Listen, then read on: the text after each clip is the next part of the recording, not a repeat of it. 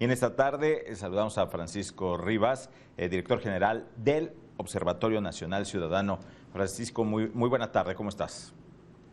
¿Qué tal, Adán? Un gusto estar contigo y con tu auditorio. Buenas tardes.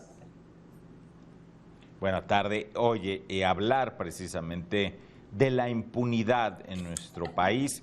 Se dice que si algo a un país, a alguna nación no le permite avanzar democráticamente y no le permite desarrollarse, es la impunidad. En esta materia, ¿sigue siendo uno de los grandes pendientes de México, la impunidad? Definitivamente, mira, creo que en México tenemos un problema estructural muy importante que no solo nos remite a un tema de corrupción, no solo nos remite a un tema de desinterés de algunas autoridades por hacer cumplir la ley o incluso de complicidad, en alguna manera de beneficio por no hacer cumplir la ley, sino hay un problema estructural muy importante. Primero, por cada 1000 delitos que se cometen, se denuncian apenas 100. De esos 100 que se denuncian, hay 30 que no se investigan por algún motivo. Por algún motivo ni siquiera se inicia la carpeta de investigación. De esos 70 que tenemos, de esos 70 que nos están quedando de los 1000 originales que se cumplieron, tenemos aproximadamente 35 en donde no pasa nada. O sea, la carpeta se inicia, pero no hay una investigación, no hay un ejercicio específico. Después de esta, tenemos apenas un 20%, es decir, 7, que llegan a etapa complementaria. Y de estas, la capacidad de éxito es prácticamente de una. O sea, por cada 1000 delitos que ocurren, estamos llegando a una sentencia. Obviamente esto en números generales, donde tenemos pues delitos en donde es más fácil que haya una sentencia condenatoria, como es el caso del homicidio doloso, y hay otras que es más difícil, como es el caso de la extorsión, donde prácticamente no tenemos ningún acceso a la justicia para las víctimas. Pero digamos que en promedio es este. ¿Por qué sucede esto? Pues primero porque si bien implementamos una reforma del sistema de justicia penal, las denuncias que nosotros hacemos a las policías y que según el sistema de justicia penal deberían ser el inicio de una investigación, o sea, el policía debería ser el primer respondiente que da parte a la autoridad ministerial, a la autoridad de procuración de justicia, en realidad eso no ocurre. Entonces, tenemos que esperar a que sea el ciudadano el que va a interponer una denuncia a la agencia del Ministerio Público. Ahí tenemos pues desde la revictimización, el desinterés, etcétera, pero tenemos un problema estructural muy importante. Dice INEGI que en promedio tenemos 250 carpetas de investigación por cada uno de los ministerios públicos que tenemos en el país, lo que nos dice que es absolutamente insuficiente la capacidad que pueden tener las fiscalías de procesar los delitos. Y luego pues tenemos también las deficiencias propias de una institución en donde no hay tecnología, donde los servidores públicos no están suficientemente capacitados, no están suficientemente motivados, tienen salarios indignos, tienen horarios de trabajo enormes. Pensemos simple y sencillamente a la situación de cuánto gana un ministerio público. Hay entidades donde un ministerio público gana 8,000 pesos mensuales y eso significa que estudió una carrera de abogado, pasó por una formación, pasa por controles de confianza, no solo tiene responsabilidades administrativas, sino tiene responsabilidades penales, es decir, puede acabar en la cárcel por haber ejecutado mal su trabajo y ganan 3 pesos, se jubilan con 3 pesos, reciben un trato indigno y la carrera dentro de la Procuración de Justicia pues es muy incipiente. Tenemos pocos casos de fiscales generales en nuestro país que hayan empezado desde abajo, desde cero. Tenemos en este momento pues el caso de Carlos Amarripa en Guanajuato, de Gerardo Márquez en Coahuila, de Daniel de la Rosa en Baja California, que él empezó en el área de seguridad y creció y luego pasó a ser fiscal, pero digamos que son muy pocos los casos y si nos remontamos pues aún menos, ¿no? Patricia Bugarín, Marcela Morales, o sea, pocos son los que llegan a altos cargos. Tenemos un sinfín de fiscales en el país que vienen de las notarías, del despacho, que son amigos de los gobernadores, que entonces tampoco respetan la autonomía y por eso insisto que hay una parte de injerencia todavía en la Procuración de Justicia, pero hay otra parte, insisto, que es la falta de capacitación. Ahora, yo aquí apuntaría 3 cosas que particularmente se han agravado en este sexenio. Si bien en los últimos 3 sexenios se ha dado más importancia a la parte policial. Las fiscalías se han quedado relegadas. Más o menos los recursos que tuvieron en la administración de Fox, de Peña y de Calderón fueron prácticamente invariados, a diferencia que en seguridad sí subió mucho el presupuesto. Y mucho es relativamente porque México siempre ha gastado poco y mal en materia de seguridad y justicia. Si nosotros pensamos en el mejor año de la historia de nuestro país, gastamos el 1.2% de aportaciones federales a la seguridad, nos damos cuenta que es nada si comparado con los países de la OCDE, que gasta más del 3%, o Brasil y Colombia, que andan por el 5% de su Producto Interno Bruto, o Estados Unidos, que anda por el 7%. Entonces, evidentemente estamos gastando poco. En el sexenio de Peña, este recurso bajó hasta el 1%. En esta administración llegamos al 0.87% en el primer año, y hoy de lo que efectivamente se destina a la seguridad anda por ahí del 0.47%. Es decir, estamos gastando menos, o sea, estamos invirtiendo menos en seguridad y justicia que en el sexenio de Fox, cuando teníamos una situación muy importante. Esto lo tenemos evidenciado en uno de estos estudios, que es el estudio sobre gasto en materia de seguridad pública, y el otro es el tema también de estrategia. No tenemos una estrategia en materia de seguridad que ayude a que se pueda tener un ejercicio que va desde las policías locales, desde la Guardia Nacional, a llevar precisamente una buena detención, un caso de trabajo para tener una buena cadena de custodia, para tener un ejercicio de entrega de un imputado adecuadamente a la fiscalía. Entonces ya llega todo contaminado y la fiscalía puede hacer poco. El otro aspecto que nos debe preocupar es que hay un error de diagnóstico en el tema que tiene el presidente de qué es lo que impulsa a los jóvenes a incorporarse a la delincuencia.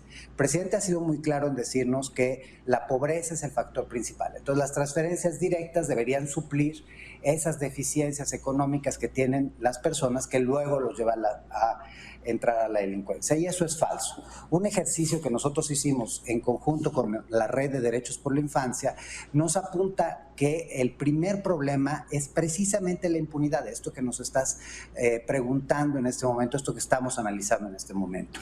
Cuando hay impunidad, un joven puede fácilmente acercarse a los delitos por cuestiones de pertenencia a un grupo, por cuestiones de sensación de poder, por cuestiones de economía, por falta de oportunidades. El segundo factor es precisamente la marginación social, que no tiene que ver con la pobreza, es decir, que un joven no tenga una educación de calidad o no ingrese a un trabajo dentro de la formalidad. Y el tercer punto tiene que ver con el abandono y la violencia familiar. Entonces, en realidad la pobreza no es el factor determinante, y el que no estemos atendiendo ese gran reto que tenemos en la Procuración de Justicia es un ejemplo claro de que lo que estamos haciendo es impulsar a que ésta siga creciendo. Francisco, estos casos que de repente tenemos emblemáticos que dejan esta sensación y percepción de impunidad, ¿qué tanto vienen a abonar a la no confianza en las autoridades?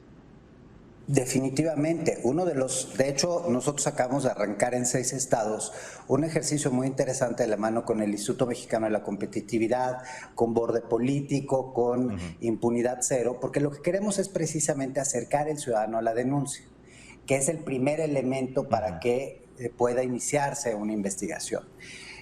Aquí lo que hicimos es, a través de cuestionarios, a través de personas que están en las fiscalías, que son totalmente donados por la sociedad civil, y un chatbot que tenemos que se llama Norma, las personas pueden hacer una denuncia en 15 minutos máximo, imprimir la información y llegar al Ministerio Público a entregarla.